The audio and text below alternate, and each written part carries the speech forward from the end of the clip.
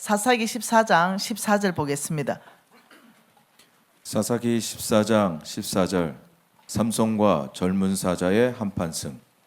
삼손이 그들에게 이르되 먹는 자에게서 먹는 것이 나오고 강한 자에게서 단 것이 나왔느니라 하니라. 그들이 사흘이 되도록 수수께끼를 풀지 못하였더라. 삼손에 대해서 보고 싶은데요. 저는 이 부분의 설교를 예전에 우리 홍승건 목사님한테 들은 적이 있습니다. 제가 이 통찰력을 얻게 되었어요. 그리고는 제 인생에 굉장히 많은 영향을 줬던 또 한 구절입니다. 여러분 지금 이것을 한번 봐보면은 사사기에 나타나는 반복적인 이 패턴입니다. 왕의 말씀에 나와 있는 차트잖아요. 정확하게 이 6번이 반복되는데 여호수아가 하나님이 쓰실 때 이스라엘 백성이 하나님께 잘 반응했습니다. 그러면 또 죽고 나면 또 범죄하고 그러면 또 포로로 잡혀가고 너무너무 가장 밑바닥에서부터 너무 고통스러우니까 살려달라고 애원하면 하나님은 또 구원자를 또 보냈습니다. 구원하기 위해서 사사들을 보냈어요. 그러면 또 회개하고 돌이키고 이 일을 정확하게 반복하는 6번을 반복하는데 지금 오늘 볼 것은 이 끝부분에 있는 삼손은 블레셋이 이제 40년 동안 다스리는 바로 그때 일어난 이 사건입니다. 여러분 여기 보면은 삼손이 살았던 지역은 여기 보면 소라라는 지역이에요. 이 소라라는 지역이 삼손이 살았고, 그리고 오늘 이 사건은 딥나에 사는 한 여인을 사랑하게 되어서 삼손이 딥나로 내려가서 결혼식하는 장면에서 벌어진 이 사건입니다. 근데 이 사건 때문에 삼손이 화가 나게 되었고, 그리고 저게 이 아스글론까지 삼손이 내려가서, 여기는 블레셋이 사는 지방이었거든요. 여기까지 내려가서 30명을 이제 쳐 죽이는 사건이 발생했어요. 그래서 보니까 이 단 지파들이 살고 있는 이 지역 안에 왜 이 딥나라는 지역에 이 블레셋 여인이 와서 살았는가? 이걸 보니 굉장히 이제 여러 생각이 납니다. 여기 소라와 딥나야 요 거리는 5km 정도밖에 안 되는 아주 짧은 거리에 여기에는 우리 이스라엘 백성들이 살아야 되는데 이상하다. 여기 왜 블레셋 여인이 정착해서 살았을까 보니까 이제 가나안을 정복하고 이때가 한 350년 정도가 지난 그때쯤 됩니다. 한 BC 1075년에서 BC 1055년 그 사이, 그러니 350년이 지나면서 이것을 이렇게 보니까 이스라엘이가 다 전멸하지 않고 남겨둔 이방 민족들이 있었잖아요. 그것 때문에 끊임없이 괴롭히는 일들이 있었는데 아무래도 350년 지나면서 이 이방 민족들의 그런 문화들, 풍습들 이런 것들이 아마 이스라엘 백성들 전체 안에 아주 편만하게 퍼지는 이런 일들이 주께서 있을 거라고 말했기 때문에 진멸하라 그랬는데 진멸하지 못했어요. 그래서 이 사사기 13장 1절에 보니까 이스라엘 자손이 다시 여호와의 목전에 악을 행했다. 그래서 하나님께서 그들을 40년 동안 블레셋 손에 넘겨줬다. 이렇게 지금 말씀하고 있어요. 이 말씀을 보니 아무래도 이 삼손에 있었던 이 어떤 시대적 배경은 굉장히 혼란한 배경이다. 굉장히 쉽지 않은 배경에 삼손이 살고 있다. 지금 이렇게 보입니다. 그러니 하나님께서 이제 마지막으로 또 이제 이들이 부르짖으니까 이 이스라엘 백성을 이 블레셋에게서부터 구원하기 위해서 하나님이 한 사람을 선택하는데 바로 그 사람이 삼손이라는 겁니다. 그래서 삼손과 이 딥나에 이방인과 결혼한다는 게 도대체 이게 말이 안 되는 겁니다. 일반 백성도 결혼 안 합니다. 이방 여인하고는 일반 백성도 결혼 안 하는데 어째 가지고 이 삼손이 그것도 하나님이 선택한 나실인입니다. 날 때부터 하나님께 바쳐진 바 된 사람이에요. 세상적인 거 모든 원리 원칙으로 사는 것이 아니라 오직 하나님의 법도 따라 사는 그런 나실인으로 바쳐진 삼손이 어째 딥나의 이방 여인 블레셋의 여인하고 결혼할 생각을 하는가? 이걸 봤을 때는 삼손 역시도 굉장히 어떠냐면 혼탁하다 그런 생각을 하게 됩니다. 그래서 사사기 13장 1절에 이 악을 행할 때 온 백성이 악을 행하는데 그 중에 그래도 하나님께서 날 때부터 나슬린으로 선택한 이 삼손이 자랐을 거 아니에요. 이 자라나면서 거룩하고 온전하게 나슬린으로서 자라난 것 같지가 않아요. 이 분위기를 봐서. 근데도 하나님의 부르심에는 후회함이 없으시다. 우리 하나님께서 다른 사람을 선택하는 게 아니라 그래도 부르신 그 사람에게 하나님께서 기회를 주는 것을 한번 봅니다. 이 사사기 13장 2, 3절에 보면은 삼손이 탄생하는 장면이 나옵니다. 이 마노아의 아내가 임신하지 못해서 하나님의 사자가 이제 나타나서 임신하게 될 거다 이렇게 말했어요. 그러면서 창세기 13장 4, 5절, 13장 7절, 13장 14절에 하나님이 3번을 부탁합니다. 포도주와 독주, 어떤 부정한 것도 먹지 마라. 머리에는 삭도를 대지 마라. 그는 태어나면서부터 나실임이 됨이라. 하나님이 삼손은 태어나면서부터 하나님은 구별된 삶을 살아라 라고 말했어요. 이 석절에 관해서. 그러면서 13장 7절에 보면 포도주 독주 마시지 말라. 태어나면서부터 그가 죽는 날까지 하나님께 바쳐진 나실인임이 됐다. 그러니까 우리 하나님께서는 태어날 때부터 삼손을 선택했어요. 네, 준비하셨습니다. 하나님이 쓰시기 위해서. 근데 자라는 동안 뭔 일이 일어난 게 분명합니다. 그러니 이것을 읽으면서 안타깝기도 하고 이렇습니다. 나실인이라는 것은 하나님께 자신을 구별하여 바치기로 소원한 그런 사람입니다. 그러니 여러분 이런 선상 안에서 이 구약의 이 선상 안에서 쭉 본다 그러면 아마 사무엘도 세례 요한도 그런 나실인의 삶을 살았다라고 볼 수 있습니다. 그럼 오늘날의 나실인을 어떻게 이해할 것인가? 신약에서 이 세대를 본받지 말고, 여러분 그 로마서 12장 1, 2절에 보면 말씀하잖아요. 너희들은 이 세대를 본받지 말아라. 이것을 쭉 신약을 읽어보면 너는 마음을 또 새롭게 해라. 변화를 받아라. 하나님의 선하시고 기뻐하는 온전한 뜻이 무엇인지 분별하고 이렇게 살아라. 이 신약의 말씀 여러 말씀을 다 읽어보면은 오늘날 우리에게 하나님 요구하시는 것은 나실인 같은 그런 삶을 요구하신다. 거룩하게 구별해서 살아라. 세상 사는 것처럼 살지 말아라. 그러니 우리의 몸을 거룩한 산 제사로 드리라 이렇게 말씀하셨어요. 그러고 보니까 오늘날 저와 여러분은 삼손에게 하나님이 원하시는 바로 그 삶을 원하신다. 오늘날 저와 여러분은 나실인의 삶을 살아야 되는 줄 믿습니다. 그래서 세상이 원하는 그쪽으로 따라가지 않죠.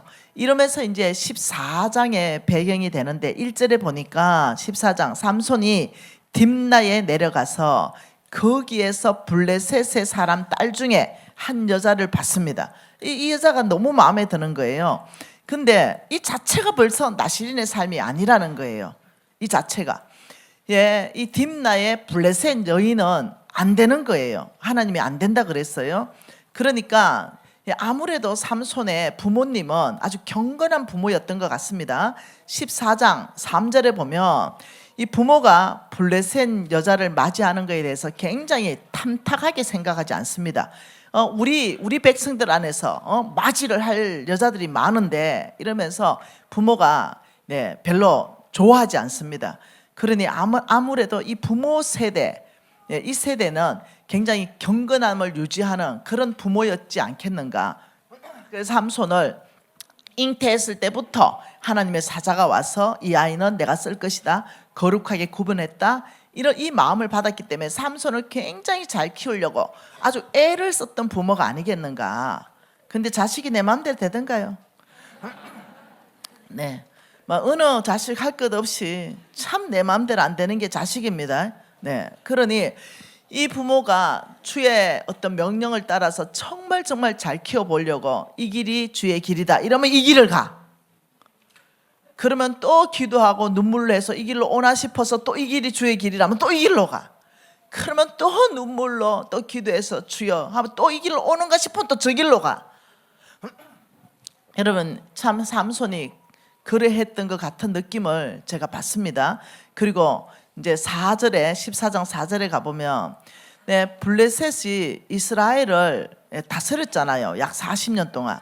근데 그 중은 너무 고통스러우니까 이제 하나님께서 이 이스라엘의 백성의 기도의 소리를 듣고 이 블레셋 손에서 이 건지기로 이제 결정을 했잖아요. 근데 여기에서 저는 너무 이해가 안 되는 말씀인 거죠. 14장 4절이 저는 굉장히 이해를 못했던 성경 구절입니다. 한번 읽어보십시다.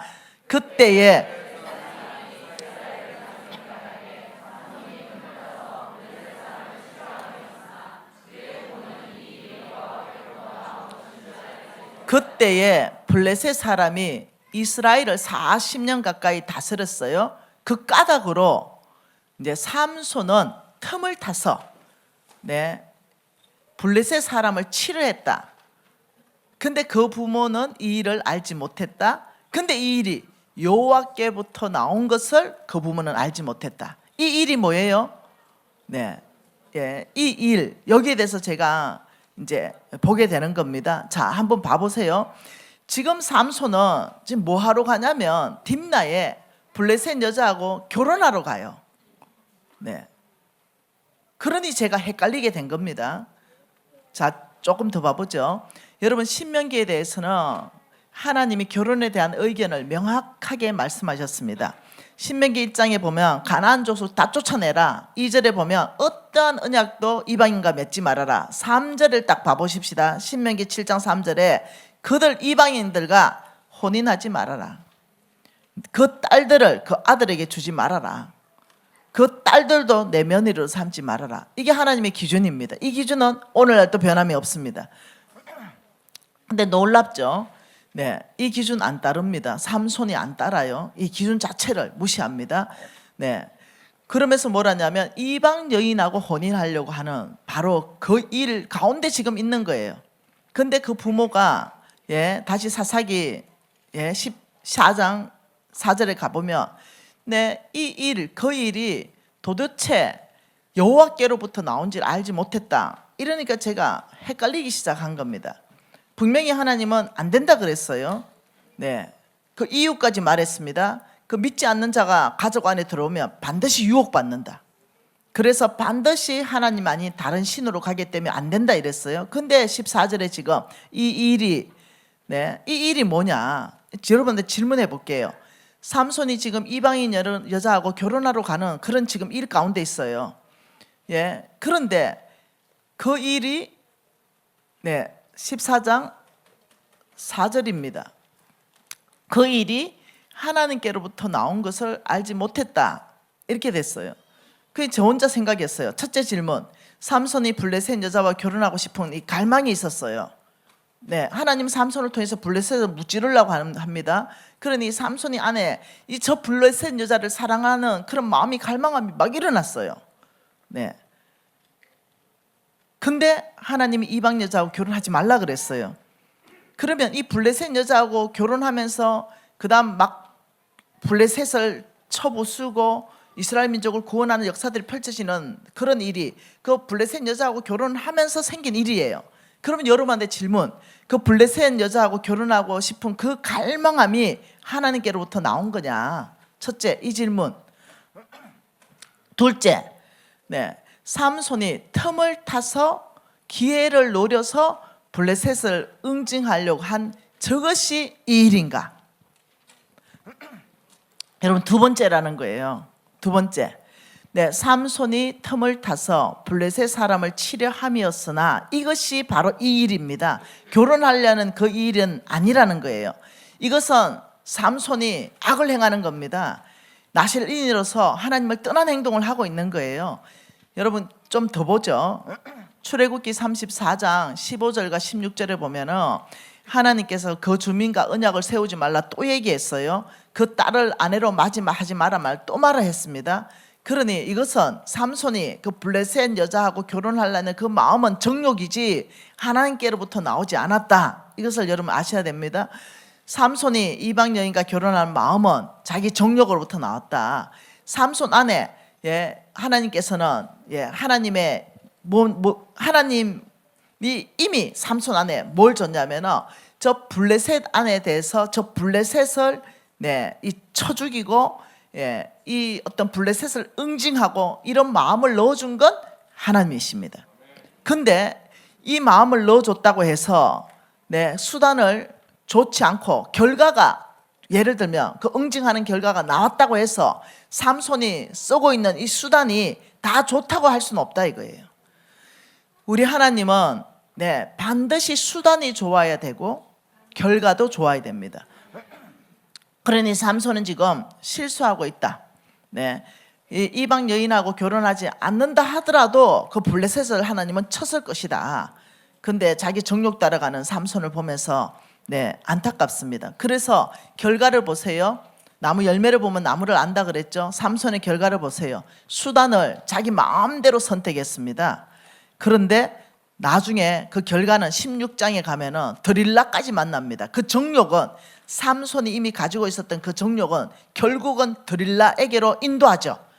그래서 드릴라를 만났을 때는 두 눈이 다 뽑힙니다. 그리고 완전히 웃음거리로 돼버리고, 그렇지만 나의 하나님은 그 일을 행하십니다.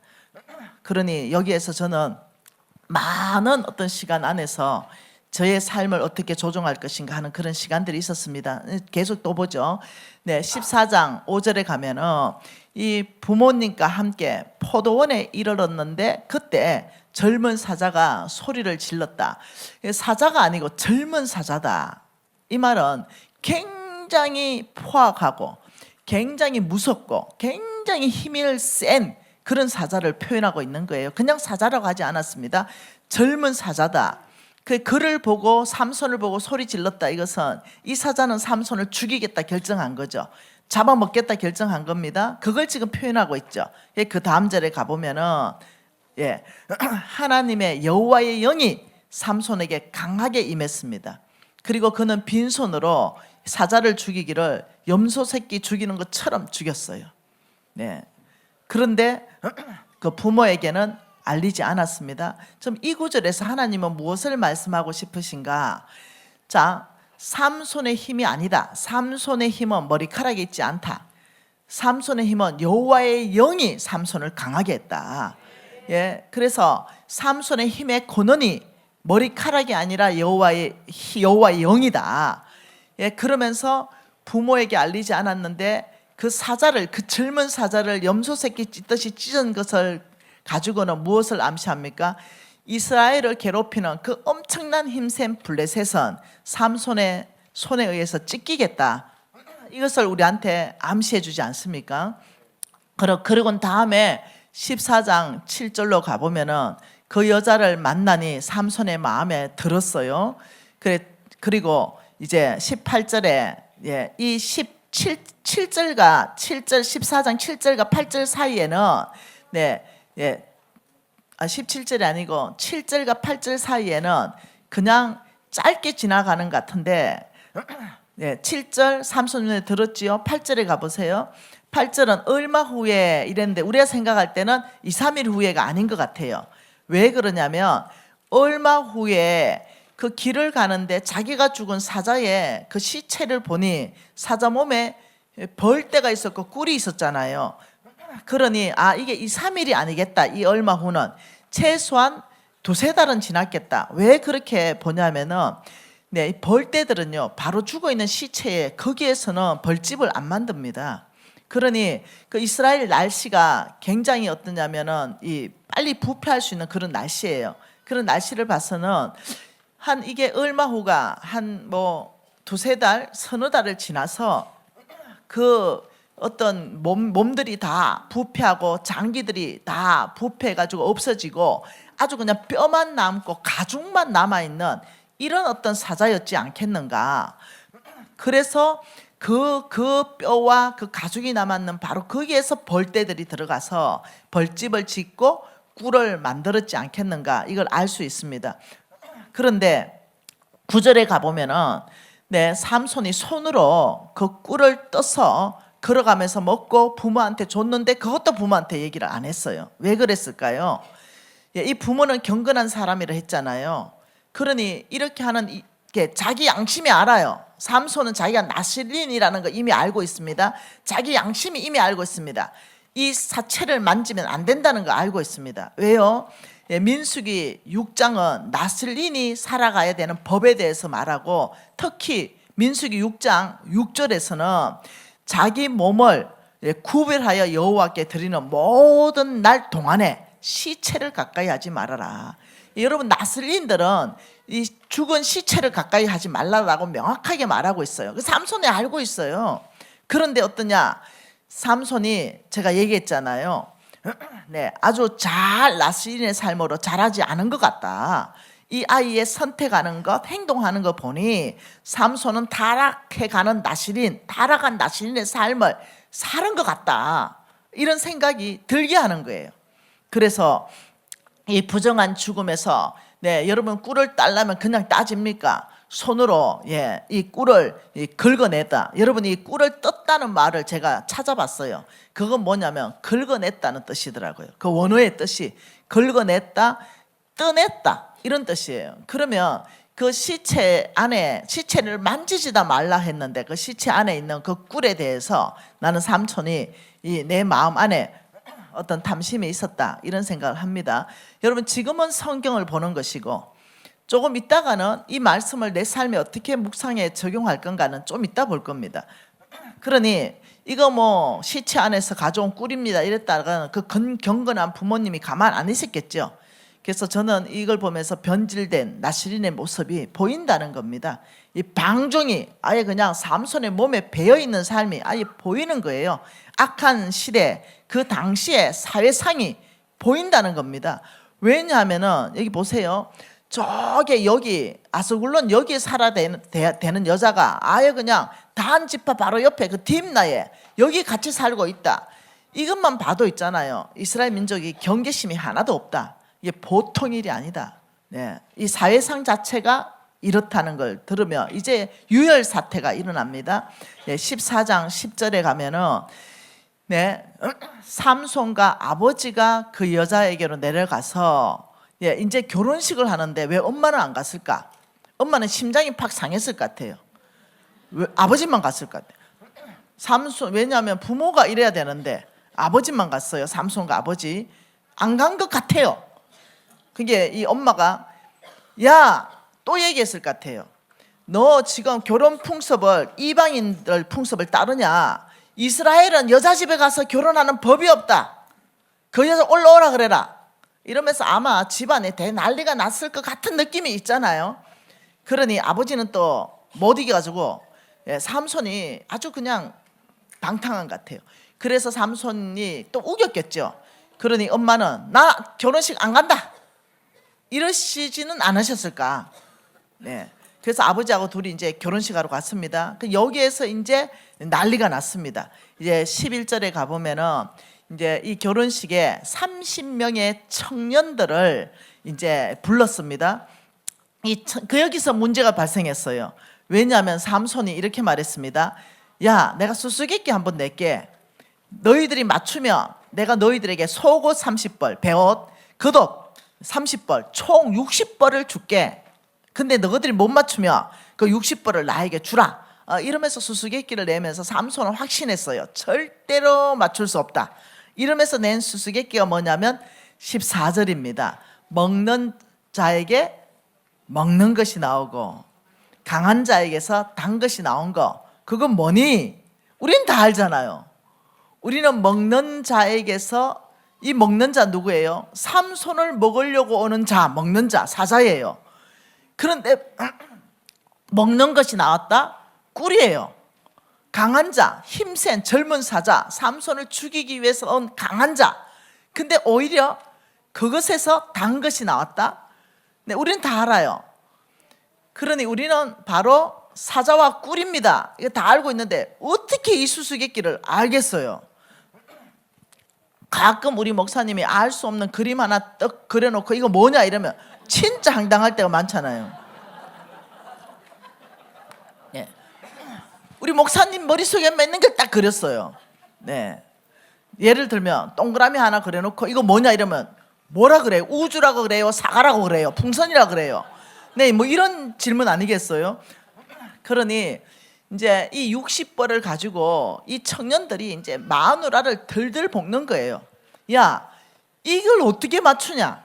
너그 남편한테 답을 알려주라. 이제 이렇게 얘기했어요. 그게 14장 15절에 보니 일곱째 날에 이제 마지막 날 됐습니다. 7일 동안 이제 하니까 잔치를, 예, 청년이 삼손의 아내에게 야, 너의 남편을 좀 깨어내라.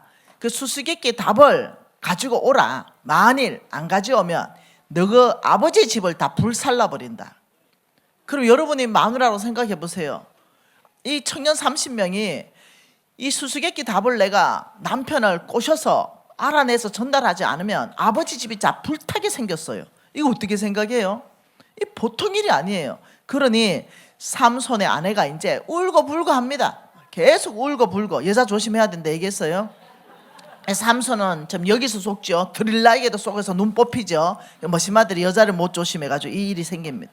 16절에 이 삼손의 아내가 울었다. 예, 막 우는 거예요. 막 울면서 뭐라 그럽니까? 당신은 나를 미워하는 것 같습니다. 당신은 나를 사랑하지 않은 것 같습니다. 우리 민족에게는 수수께끼를 말하고 나에게는 답을 알려주지 날 못 믿는 거 아닙니까? 또 이렇게 나온다. 이거 여자 조심해야 됩니다. 예. 네, 그러니까 여자는 막 오만 모든 걸 다 동원해서 수수께끼 답을 알아야 돼. 아버지가 죽게 생겼어. 그러니 나는 그 자매가 네, 나라도 안 그렇겠어요? 나라도 안 그러겠습니까? 그래서 삼손이 네, 7일 아마 7일 동안 덜덜 볶겠겠죠. 네, 17절에 보면은 그 답을 알려줍니다. 못 이겨서 알려줬죠. 그러니 이제 청년들에게 말하니 이제 그 마지막 날에 18절에 청년들이 정답 말합니다. 그래 이제 삼손이 화가 너무 났어요.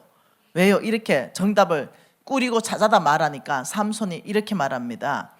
네, 너희가 내 암송아지로 박 깔지 아니하였다면 내 수수께끼를 능히 풀지 못한다. 이 무슨 말입니까? 암송아지는 내 고삐가 있어요. 그래 암송아지는 내가 고삐를 잡고 내가 이쪽으로 조정하고 저쪽으로 조정해서 밭을 갑니다. 내 마음대로 밭을 갈아요. 이 말은 너희들이 내 아내를 조종했다. 그래서 내 화가 엄청 났어요. 그래서 이제 이 60벌의 옷을 구하기 위해서 어디로 가냐면 지도 보세요. 여기 아주 먼 곳에 여기는 블레셋 사람들이 모여서 사는 블레셋 동네 아니겠어요? 이까지 내려가서 아스글론에 가서 아주 그냥 30명을 도륙했습니다. 그리고 네, 그 옷을 빼앗아 옵니다. 그렇게 해서 그 옷을 주고는 그 자기의 아내는 바로 어떻게 해요? 팔아버립니다. 네, 누구 줘버립니다. 네, 파는 게 아니라 친구에게 줘버립니다. 그 30명의 아마 어느 청년 아마에게 팔려갔겠죠. 이래 놓고는 또 다음에는 그 아내를 또 찾으러 왔네요. 그러니 이제 아내는 다른 남자의 여자가 돼 있어요. 그러니 또 엄청 열받아가지고 또 엄청난 짓을 또 해요. 그러니 보통 일이 아닙니다. 그래서 삼손은 시간이 지나서 교훈이 있어요. 교훈. 예, 삼손이 한번 봐보세요. 18절에 여호와의 영이 삼손에게 갑자기 임했다. 예, 그 전에는 여호와의 영이 임했다. 그 다음에 갑자기 임했다. 그 이유로 보면 갑자기 임했다. 이렇게 말이 계속 나와요. 그래 갑자기 임했다. 하나님도 보니까 이 삼손에게 계속 힘쓸 수 있도록 머물러 있었다는 큰일 나는 애야. 통제를 못해. 통제가 안 돼. 아, 이게 보통 일이 아닙니다. 이런 불이 통제해야 되는데 힘도 통제, 하나님의 힘도 통제해야 되는데 이게 성질이 보통이 아닙니다. 그래서 20절에 보면은 이제 아내에게 준 일이 있습니다. 근데 제가 이것을 쭉 보면서 여러분 하나님이 분명히 삼손을 쓰기 위해서 작정해서 나시린이 되게 했는데 왜 이렇게 과정이 수단이 비성경적일까? 그런데 결국 하나님은 그 일을 해내십니다. 삼손을 통해서. 그러면서 제가 성경 여러 구절을 묵상하면서 하나님의 부르심에는 후회함이 없다. 삼손을 부르시고 하나님은 하나님의 목적을 다 이루신다. 근데 삼손은 망한다. 마지막 삶이. 하나님은 하나님 목적을 이루십니다. 그래서 삼손을 통해서 그 몬 전체 그 건물을 무너뜨리면서 수많은 블레셋 구민 이 사람들을 다 죽이면서 하나님의 뜻은 이루어 가셔요. 그러나 삼손은 두 눈 뽑히면서 망합니다. 자기의 삶 자체가 영광스럽게 하나님께 쓰임받지 못해요. 그러나 하나님은 삼손을 쓰세요. 이가 안에 있어서는 굉장히 두렵고 떨리더라고요. 하나님이 여전히 나를 쓸 수 있지만은, 여전히 여러분을 쓸 수 있지만은 나의 결과는 다른 결과가 날 수 있다 이거예요. 이게 참 두렵고 떨리는 겁니다. 여러분 로마서 11장 33절에 보면은 참 깊도다 하나님의 지혜, 하나님의 지식에 부요함이요. 좀 띄워줘 보세요. 로마서 11장 33절에 깊도다 하나님의 지혜, 그 지식의 풍성함이요. 와, 저는 이 말씀을 읽으면서 이 말씀과 같이 계속 묵상하면서 읽은 거예요. 하나님의 지혜야 지식은 너무 깊고 너무 풍성한데, 네. 근데 이 말씀하고 같이 또 한번 읽어볼 말씀이 있습니다. 로마서 8장이죠. 28절입니다. 로마서 8장 28절을 보면, 네. 우리가 알거니와 하나님을 사랑하는 자 곧 그의 뜻대로 부르심을 입은 자들에게는 합력하여 선을 이룬다. 이해가 다 되기 시작했습니다. 자, 우리가 알지. 첫째 조건이 하나님을 사랑하는 자여야 된다. 근데 하나님은 그 뜻대로, 하나님의 뜻대로 부르심을 입은 자에게는 모든 것이 합력하여 선을 이룬다. 보세요. 삼손의 그릇된 행동, 삼손의 그 방종한 행동, 거기에 하나님이 협력하여 선을 이루시는 건 아닙니다. 그 방종한 행동, 그 그릇된 행동에 대해서는 하나님 징계하십니다. 다윗 징계한 거 보세요. 그 방종하고 그릇된 행동에서 아들을 데려가면서 징계하시고 회개할 때 하나님이 다윗을 통하여 또 뜻을 이루어 가시는 거 보세요. 근데 여기에서 우리가 잘못 생각하면 하나님이 나를 불렀기 때문에 내가 방종하게 하나님의 뜻 가운데 선택하지 않는 가정들을 밝아도 하나님이 여전히 날 쓸 것이야. 쓰실 수 있죠. 하나님의 지혜는 너무나 깊으시고 하나님의 지식은 너무나 부유하기 때문에 알 수 없지요. 나를 쓰는 이유를 알 수 없죠. 그러나 내 인생은 말년에 망한다는 거, 두 눈 다 뽑힌다는 거, 이것을 깊이 제가 보는 어느 한 부분입니다. 그러니 블레셋을 응징하는 것은 하나님 뜻입니다. 40년 동안 그의 백성들을 어마어마하게 어렵게 했죠. 그러니 삼손을 일으켰죠. 이 사람을 통해서 블레셋을 구원하는 건 하나님의 뜻입니다. 그러나 그 통로 자체가 거룩하게 있었으면 그 마지막도 얼마나 존귀했을까요? 네, 여러분 역대상 29장 마지막에 보면은 뭐라고 말하냐면 다윗은 늙어 죽도록 존귀하고 부를 누리다가 죽었다고 말하고 있어요. 그의 마지막을 얘기하고 있습니다. 그런데 놀랍게 삼손의 마지막, 솔로몬의 마지막, 이런 마지막을 보면 하나님의 뜻은 계속적으로 이루어갑니다. 하나님이 그 사람을 사용하기도 하십니다. 근데 마지막은 참 보통 일이 아닙니다. 그런데 수단이 틀렸습니다. 이방 여인과 결혼하는 그것은 하나님 원하는 수단이 아닙니다. 근데 중요한 것은 하나님은 모든 것을 합력하여서 그 선을 이루어간다. 블레셋을 응징하는 그 하나님의 뜻은 이루어 가십니다. 여기에서 하나님의 큰 섭리를 보는 거예요. 이 안에서 내가 어째 살아야 되는가? 진짜 정신을 바짝 차려야 됩니다. 삼손의 수단은 불법으로 택했지만 블레셋 사람을 응징하는 하나님의 뜻 계획은 달성시켜 버립니다. 그러니 얼마나 두렵고 떨립니까? 얼마나 무섭습니까? 네. 내가 여전히 기도하면 사람들이 병이 낫는다. 근데 내가 삼손 같은 방종한 그런 삶을 산다. 내 미래가 보이잖아요. 뻔한 거잖아요. 그러니 사역자들은 정말로 정신을 차려야 됩니다. 여러분, 삼손이 승리했습니까? 아니면 블레셋이 승리했습니까? 저는 삼손도 패배했다. 블레셋은 당연히 패배했고, 여기에서 삼손의 마지막을 보세요. 눈 다 뽑히면서 그게 하나님의 계획이었겠습니까? 아니죠. 그 웃음거리로 만드는 하나님의 사사를 그 웃음거리로 만드는 거 하나님의 계획이었겠어요? 눈 다 뽑히고 연자 맷돌 들고 맷돌 돌리는 게 하나님의 계획이었습니까? 하나님은 삼손에게 군대를 소집할 수 있는 그런 모든 것 얼마나 지혜로운 방법이 많습니까? 정정당당하게 블레셋을 쳐서 부술 수 있는 여호수아 군대를 보세요. 그런 모든 당당한 거 다 있는데도 삼손은 아주 보통 아닙니다. 결국은 삼손의 그런 탐욕이, 그런 여자 문제가 결국은 문제를 만듭니다. 드릴라까지. 한쪽으로는 내 사탄이 계속 이끌어가요. 못된 짓 하도록 계속 이끌어갑니다. 한쪽으로는 하나님은 자기의 부르심에 후회가 없기 때문에 삼손을 통해서 하나님 뜻은 계속 이뤄가요. 그러니 정신 차리자는 겁니다. 그래서 철저하게 하나님만 승리하셨다. 하나님은 그 일을 계획하시고 마지막 블레셋을 다 무너뜨리는까지 하나님은 승리하지만 삼손은 저는 승리했다라고 말할 수는 없다. 여러분 다윗은 얘기했잖아요. 얼마나 늙어 죽을 때까지 하나님이 부하고 존귀를 누리게 했는지. 여러분 요셉 보세요. 요셉도 그렇고. 여기에서 저는 한쪽으로는 지금 성경 안에 기록된 말씀을 그냥 제가 묵상을 한 거고요. 지금 이제는 제 개인의 삶에서 이것을 어떻게 또 적용해서 살 것인가. 다시 한번 14장 14절을 보십시다. 14장 14절에 뭐라고 합니까? 먹는 자에게서 먹는 것이 나오고 강한 자에서 단 것이 나왔다. 이제 이 한 절만 딱 떼서 내 전체 안에서 저는 뭘 배웠는지 얘기했습니다. 수단이 하나님 방법이어야 된다. 결과는 하나님 방법이 나올 겁니다.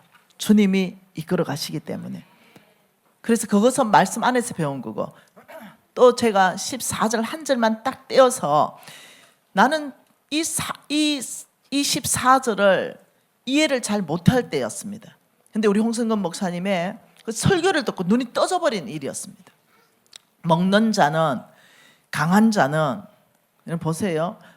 먹는 자, 강한 자는 젊은 사자입니다. 먹는 것, 단 것은 꿀입니다. 나를 먹으려고 오는 게 먹는 자, 강한 자입니다. 젊은 사자는 아주 힘이 셉니다. 강하게 나에게 옵니다. 이제 이것을 나의 삶에 적용하는 거죠. 사람이 나를 먹으러 옵니다. 아주 강하게 옵니다. 사건들. 여러분 사람 관계가 제가 한 하루에 10명 정도의 사람들을 상담하고 있습니다. 근데 거의 대부분이 사람과의 관계입니다. 여기에서 너무 힘들어가지고 아예 먹혀서 머리 반쪽이 먹혀서 옵니다. 눈 한짝 들고 온다니까요.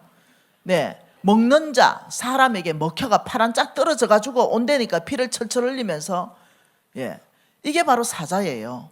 나를 먹으러 힘센 젊은 사자입니다. 그 먹히면 아예 팔 떨어져 나간다니까요. 눈 하나가 뽑혀서 나간다니까요.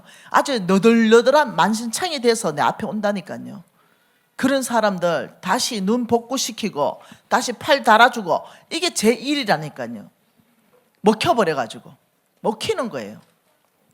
어떤 경우에는 사람한테 먹힙니다. 사람들이 자기만 미워한다 그럽니다. 사람들한테만 시선이 고정되어 있어요. 주님이 아무리 내가 너를 사랑한다, 나는 지구와도 너를 안 바꾼다, 이런 데는 아예 귀가 열려있지도 않아요. 오직 사람의 인정만 받으려고 하다 보니 그냥 먹힙니다. 그래서 사건도 있죠. 여러분 저는 제가 어제도 또 우리 노재홍 간사님한테 쿡쿡 찌르면서 나는 죽는 사람이 부럽다. 내 죽게로 가고 싶은데 사도 바울의 심정을 내가 이해를 한다. 왜냐하면 내가 죽는 게 좋다. 자기 개인적으로 너무 좋다. 근데 내가 이 땅에 살아있는 게 너희들 때문이다. 너희들한테 유익하기 때문에. 너희들을 위해서 살아있다. 이것을 제가 요즘 너무너무 알겠어요. 저는 죽고 싶은 사람입니다. 이 땅에 안 살고 싶어요. 첫째, 힘들어서 안 살고 싶습니다. 둘째, 하나님 나라가 너무 좋아서 빨리 가고 싶습니다. 이 두 가지가 같이 있습니다. 그래서 어저께 노재훈 간사님 옆구리 찌르면서 나 죽는 사람이 왜 이래 부럽노? 내 사도 바울의 내 진짜 고백이 철저하게 이해가 된다. 여러분 이 정도 되면은 나한테 내가 왜 그런 말 한다 얘기했죠. 힘들어서. 집안에 왼수가 있죠. 여러분 집안에 항상 집안에 왼수가 있습니다. 남편이 왼수고 마누라가 왼수고 이러면 자식들이 왼수가 돼서 같이 팀워크를 일으켜서 앞으로 나아가는 게 아니고 나가면 끌어당기고 나가면 끌어당기고. 네, 이 집안에 왼수가 있을 때는 살고 싶지가 않은 거야. 나한테 적용하지 말고 여러분한테 적용하세요. 이 보통 일이 아니에요. 그 여러분들 다 팔 뜯겨 먹은 게 뭐냐면 신랑이 뜯어 먹었대. 피 철철 흘리고. 그리고 마누라가 뜯어 먹었대. 눈을 다 빼먹었대. 이래가 다 온다니까요. 네, 그래가 소망이 다 끊어져서 이 말이에요. 먹는 자한테 먹혔습니다. 강한 자한테 먹혔습니다. 젊은 사자한테 먹혔습니다. 지금 이 얘기예요. 근데 먹는 자 강한 자가 나를 먹으러 왔는데 거기에서 먹히는 게 아니라 거기서부터 당꿀을 얻는다. 이건 저에게 굉장한 도전이었습니다. 내가 이거 먹힐 게 아니라 오히려 당꿀을 얻어야 되네. 여러분 잠언서 27장 17절 말씀을 보면은 이렇게 말합니다. 야, 철이 철을 날카롭게 한다. 이런 말이 있어요. 철이 철을 날카롭게 한다. 야, 여러분, 얼마 전에 저의 부엌칼이 도저히 덜지가 않아. 사과도 안 깎여. 그래서 내가 이 칼이 그냥 이가 다 나가지고 이거 뭐 사과도 안 잘린 큰 칼이 있다 이러니까 우리 홍성근 목사님이 그거 갈아야지 칼을. 근데 이 가는 거 이 도구가 없어요. 이랬더니 바로 주문해가지고 나한테 선물로 주셨어요. 칼을 갈아라. 그래서 제가 그 선물 받고 와가지고 칼을 갈았어요. 그래서 샥 이때 제가 뭔 생각이 났냐면 이 생각이 났다니까 잠언서 27장 17절이 그렇지 철이 철을 날카롭게 하지.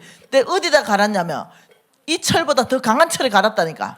그러니까 내가 쓰는 이 칼이 아주 날카로워졌습니다. 그냥 종이를 베도 샥 이렇게 베지는 거야. 그러면서 내가 묵상했다니까. 그렇지, 나를 먹으러 오는 사람은 누구냐면 그 칼이 그거예요. 강해요. 나는 지금 이빨 빠진 칼이야. 근데 거기다가 갈아야 내가 살아. 이걸 묵상을 깊이 했다니까요. 날 먹으러 오는 그 강한 사자, 내가 이걸 칼갈이로 써버려야 되겠다.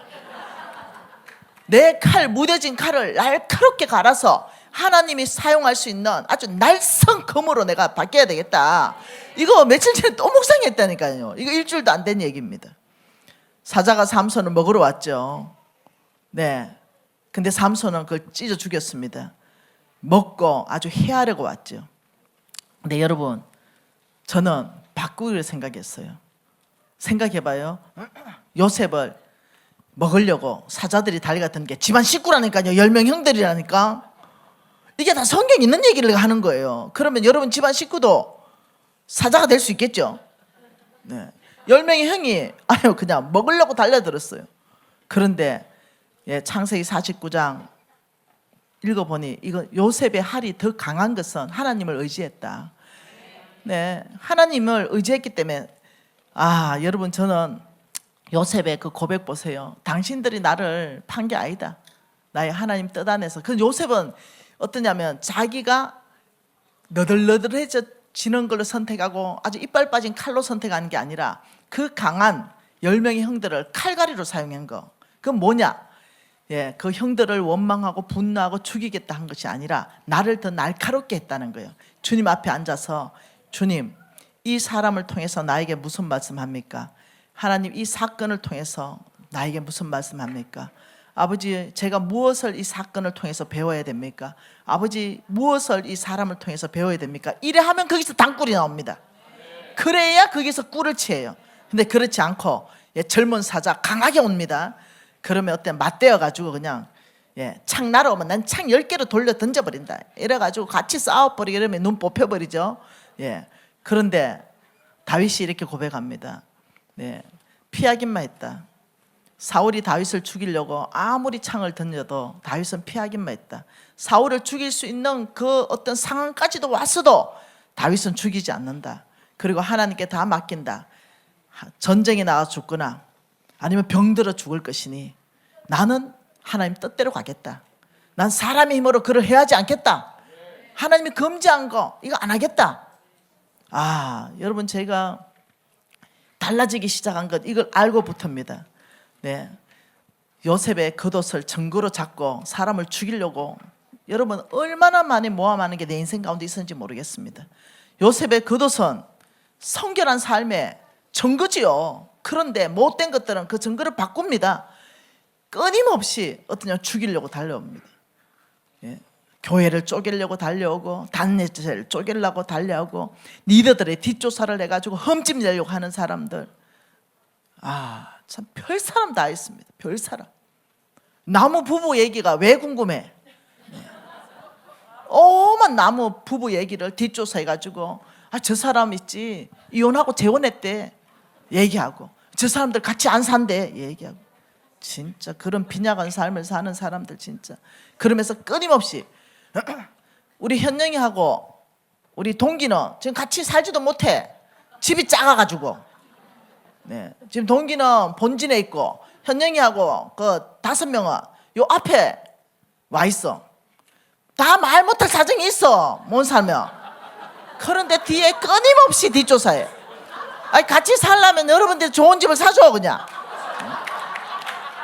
아주 그냥 끊임없이 네, 우리 동기하고 결정했죠. 교회 중심으로 비전 중심으로 기독학교 중심으로 오려고 하니 애들 5마리 데리고 못 오는 거야. 그러니 요 앞에 작지만 대가 지불하면서 항상 교회 중심 오려고 얻었는데 5명 발 뻗으면 그냥 꽉 차 그 집이. 그러다 보니까 동기는 본진에 있을 수 있고 다 말 못할 사정이 있어. 왜 그래 궁금해. 왜 그래 뒷조사가 말을 만들어. 여러분 이런 게 뭐냐. 날 먹으러 오는 강한 자들이야. 그거 먹히면 어째 되는지 아나? 눈 뽑힌다. 그러니 여러분 그런 강한 자에 쓰임 받을 거예요? 남들을 죽이고 남들을 해하려는 사자로 쓰임 받을 거예요?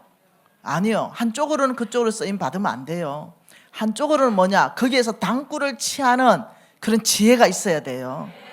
그게 강한 자들에게 말려드는 것이 아니라 너라고 얘기하고 하나님 앞에 가야 됩니다. 여러분 내가 강하게 나가보면 여러분 더 강한 사자 만납니다. 내가 강해지면 더 강한 게 옵니다. 네, 그래서 또 더 강하죠. 그럼 더 강한 게 옵니다. 그러나 내가 그 앞에서 하나님 저는 다윗을 묵상합니다. 저는 요셉을 묵상합니다. 저는 창을 던져 돌리지 않고 나의 미래는 하나님께 있습니다 하고 한 발 물러가고 오히려 주님 앞에 무릎 꿇으면 어떻게 되냐. 하나님이 그 정리해 갑니다. 다 정리해 간다니까요.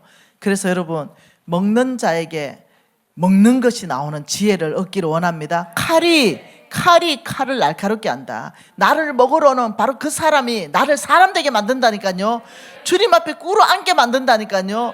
나를 먹으러 오는 그 사람 때문에 주야 부르짖는다니까요. 나를 죽이려고 하는 그 사람 때문에 눈물 뚝뚝 흘린다니까요.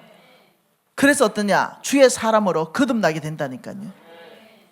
그때 놀랍죠? 하나님이 나에게 힘 주셔서 사자를 찢어버리듯이 그 사람 말이 영향력이 1도 없어집니다. 그 사람의 행동이 나에게 1도 영향력이 없어집니다. 그런 우리는 삼손을 통해서 나를 먹으러 오는 그 사자를 통해서 내 삶에 적용하기 시작하는 거예요. 내가 나를 먹으려고 하는 바로 저 사람을 칼갈이를 써버려야 되겠다. 내 이빨 빠진 이 칼로 가지고는 안 되겠다. 그걸 싹싹싹 갈아서 아주 날선 검을 만들어서 하나님께 쓰임받는 사람 돼야 되겠다. 오히려 그 사람 나에게 유익한 칼갈이다. 이 날 빠진 칼을 갈아주는 칼갈이다 지금. 이러면 고맙잖아요. 나를 주님께 쓰임받게 하기 위해서 지금 저 사람이 지금 오고 있다. 이래 생각하면은 주님 앞에 무릎 꿇기 시작하죠. 울기 시작하죠. 내가 연약하기 때문에 주님 앞에 도움을 요청하기 시작하죠. 원수가 다가오면은 먼저 이렇게 생각하세요. 꿀이 오는구나. 원수가 올 때마다 내가 저기서 꿀을 취할 것이다. 내가 이 환경을 바꿀 것이다. 내가 창 돌려 던지면 못 바꿔요. 내가 창을 내려놓으면 바꿉니다. 주님 앞에 가면 바뀌죠. 여러분 우리 단체 대표로 제가 있으면서 원수들의 창이 얼마나 많이 날아오는지 모릅니다. 그때마다 내가 이렇게 말합니다. 꿀을 취할 것이다. 지 원수의 저 창은 내가 저 창날에 내 칼을 갈아버릴 것이다. 더 날선 검을 만들어서 우리 단체는 아주 날선 검으로 하나님께 더 쓰임받게 할 것이다. 이래 안 하면 죽어본다니까요. 힘들어서 병들어 본다니까요. 암 걸려버려. 너무 어떠냐면 스트레스 받아서. 그래서 저는 나의 미래는 강한 자 앞에서 정해진다. 삼손의 미래는 그 강한 자들 앞에서 어떻게 했는가 한번 보세요. 여러분, 사자 강한 자로 누가 왔냐면 드릴라가 왔어요. 삼손 먹으려고 왔습니다. 죽이려고 왔어요. 삼손 인생을 끝내려고 왔습니다. 강한 자로. 여러분, 강한 자 이러면은 뭐 다른 어떤 큰 힘센 어떤 골리앗만 생각하는데 그 부드러운 여자로 오는 그가 강한 자라니까요. 그가 사자라니까요. 그런데 모르는 거죠. 거기에 잡혀 먹어버리는 거예요. 눈 다 뽑혀서 영향력 1도 없는 사람 되는 것. 여러분, 안 된다. 이런 사람 안 된다. 오늘 두 가지를 얘기했습니다.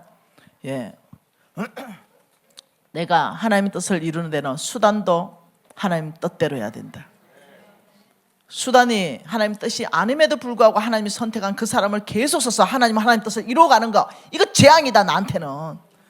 그러니 여러분, 하나님도 하나님 뜻을 나를 통해 이루고 나도 영광스럽게 다윗처럼 잘못된 가는 길이 있다면 즉시 멈추고 회개하고 돌이키면서 아버지 잘못한 거였습니다 인정하고 회개하고 돌이키면 하나님은 어떠냐, 완전히 다 용서하시면서 다윗의 말로를 늙어 죽도록 부하고 종기를 누리다가 죽더라. 여러분 한번 봐보죠. 역대상 29장입니다. 역대상 29장 마지막 절입니다. 28절입니다. 이게 다윗입니다. 다윗이 나이 많아 늙도록 부하고 존귀를 누리다가 죽음에 그 아들이 이제 대신 왕이 되는 겁니다. 우리 하나님 원하시는 건 이겁니다. 우리가 늙어 죽도록 풍성한 삶을 누리다 죽는 겁니다. 하나님과의 관계의 풍성한 삶, 여러분과 나와의 관계에서 풍성한 삶, 그리고 사역과의 열매도 풍성한 삶, 부족함 없는 삶, 이게 하나님의 디자인이에요. 그런데 실수할 수 있죠. 다윗처럼 중간에 돌이켜야 됩니다. 근데 끝까지 삼손처럼 마지막까지도 그 강한 자 드릴라에게 먹히는 삶을 산다면 결과는 눈은 뽑힙니다. 이런 비참한 최후로 살겠습니까? 아니요. 저는 중간에 회개하고 돌이킬 것입니다. 혹시 내가 잘못한 거 있으면 또 회개하고 돌이킬 것입니다. 혹시 내가 또 죄를 졌다면 내가 삼손의 두 눈 뽑힌 걸 생각하면서 또 회개하고 돌이킬 것입니다.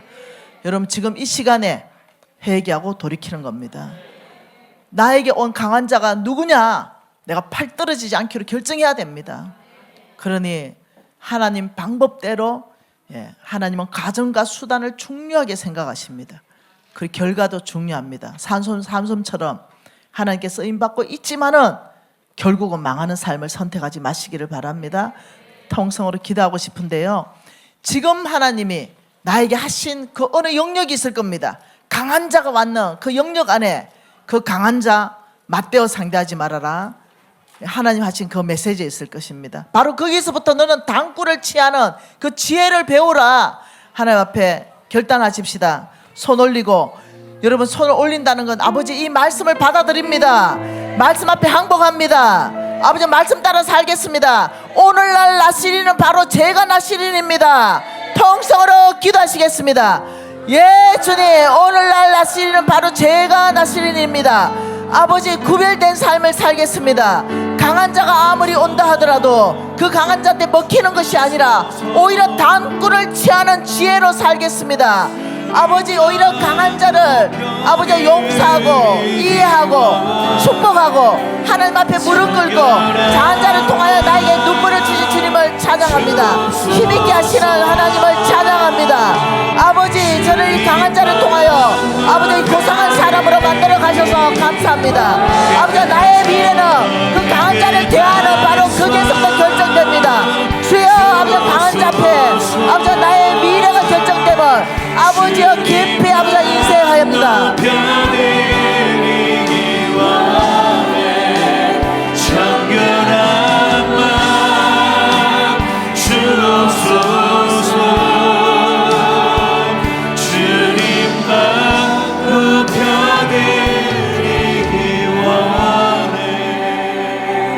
하나님, 강한 자 앞에 내 미래가 결정됨을 아버지 심장 깊이 안에 넣습니다.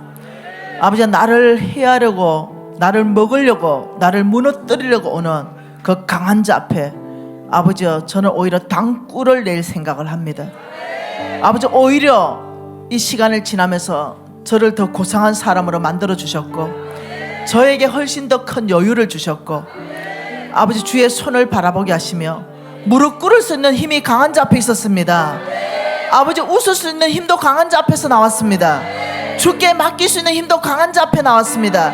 내 마음에 여유를 주신 주님을 찬양합니다. 주의 손을 힘입는 요셉의 할처럼 힘있게 살 것입니다.